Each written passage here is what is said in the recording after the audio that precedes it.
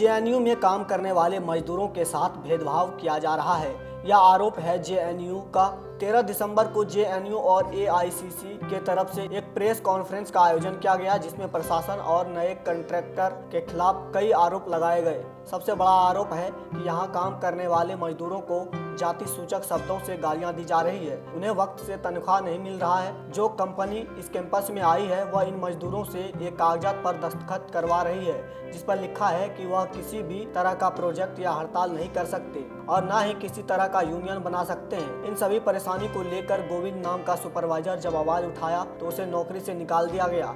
इस कैंपस में सैकड़ों मजदूर हैं जो कोरोना महामारी जैसे दौर में भी पूरी निष्ठा के साथ अपना काम किया है। कई सफाई कर्मचारी उस दौर में बीमार भी हुए, बावजूद इसके वह लगातार अपना काम करते रहे। मजदूरों का यह भी आरोप है कि उस दौर में प्रशासन की तरफ से मास्क या सैनिटाइजर यानी सेफ्टी प्रिकॉशन के लिए कुछ भी इंतजाम नहीं किया गया। आखिर में इन मजदूरों ने जेएनयू छात्र संघ से संपर्क किया। उसके बाद एआईसीसीयू और कैंपस के कुछ प्रोफेसर ने इन मजदूरों की समस्याओं को लेकर जेएनयू प्रशासन के पास गए, लेकिन इनका कहना है कि जेएनयू प्रशासन के तरफ से कोई मदद नहीं मिली। एआईसीसीयू के तरफ से एक गंभीर आरोप लगाया गया, जिसमें लेबर एक्ट के कई नियमों का उल्लंघन इस कैंपस में किया जा रहा है, जिसके आड़ में प्रशासन द्वारा करोड़ों का घोटाला किया जा रहा है। कुल मिलाकर मजदूरों की इन समस्याओं को लेकर जेएनयू छात्र संघ और प्रोफेसर कार्रवाई करने की पूरी तैयारी में है। फिलहाल यह मुद्दा अगर बातचीत से निपट गया तो ठीक, वरना यह लोग मजदूरों के हक की लड़ाई के लिए कोर्ट की तरफ अपना रुख करेंगे। देखिए, विषय यही है, जैसे हम लोगों ने पहले भी बताया कि उनका जो वेजेस वगैरह है वो यूनिवर्सिटी के अंदर नहीं दिया जा रहा है ठीक से।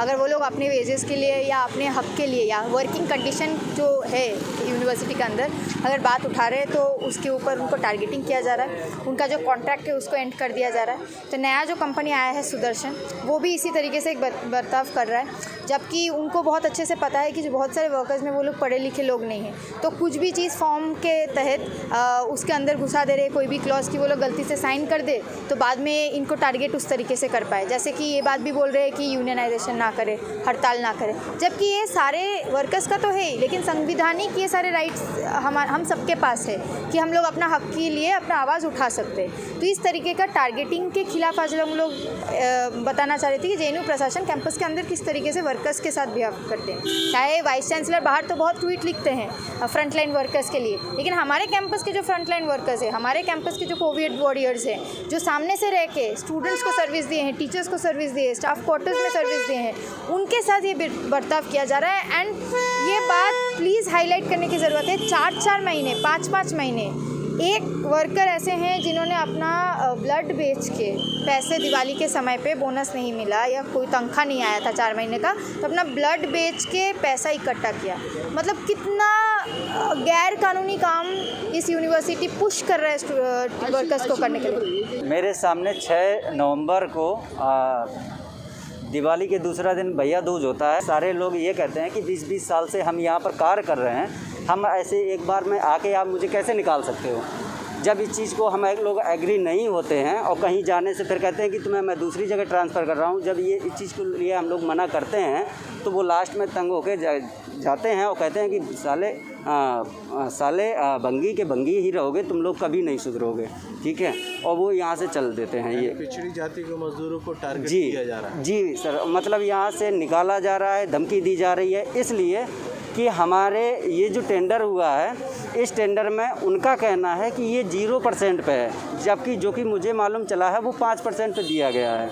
और उसमें हम इस पैसे टेंडर में पैसे कैसे बचाएं, कैसे कमाएं, तो उसमें से हमारे वर्करों को, कई लोगों को निकालने की धमकी दी गई है, जिसमें कि एक मुझे निकाल दिया गया है ये फॉर्म भरने से।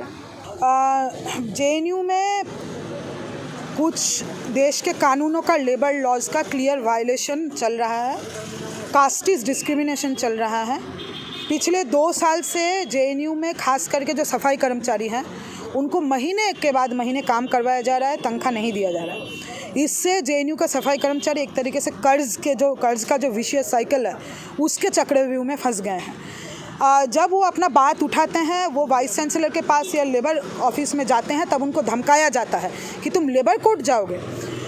ये एक कागज़ है हमारे पास जिसको हम दिखाना चाहते हैं। ये जब ठेका चेंज होता है गार्बेज क्लीनिंग वर्क का, तब ये नया ठेकेदार आके कहते हैं कि तुम अगर धरना करोगे, तुम अगर यूनियन बनाओगे, तुमको नौकरी से निकाला जाएगा। और इसमें ये सेवा की शर्तें, इसका नाम है conditions of service according to Sudarshan facilities private limited. ये जो है ये पालन होना चाहिए, मजदूरों को इसका पालन करना चाहिए, जिसमें लिखा हुआ है मैं संस्थान में किसी भी प्रकार की हड़ताल का हिस्सा नहीं हूँगा, मैं किसी भी तरह का संघ यूनियन नहीं बनाऊंगा। ये होता कौन है? सुदर्शन फैसिलिटीज़ प्राइवेट लिमिटेड ऐसे चीज़ों पे साइन करवाने वाला, क्योंकि देश का कानून ये हक देता है। और सुदर्शन फैसिलिटीज़ को लगा कि ज़्यादातर गार्बेज क्लीनिंग वर्कर्स वो नहीं पढ़ सकते हैं, चोरी छुपे ये घुसाया गया। जब उनमें से एक मजदूर मिस्टर गोविंद कुमार, उन्होंने ये पढ़ा, लोगों को बताया कि ये गैर कानूनी, इसमें साइन मत करो, तब उनको कहा गया कि आज से तुम्हारे नौकरी का हमको ज़रूरत नहीं है, तुम जाओ।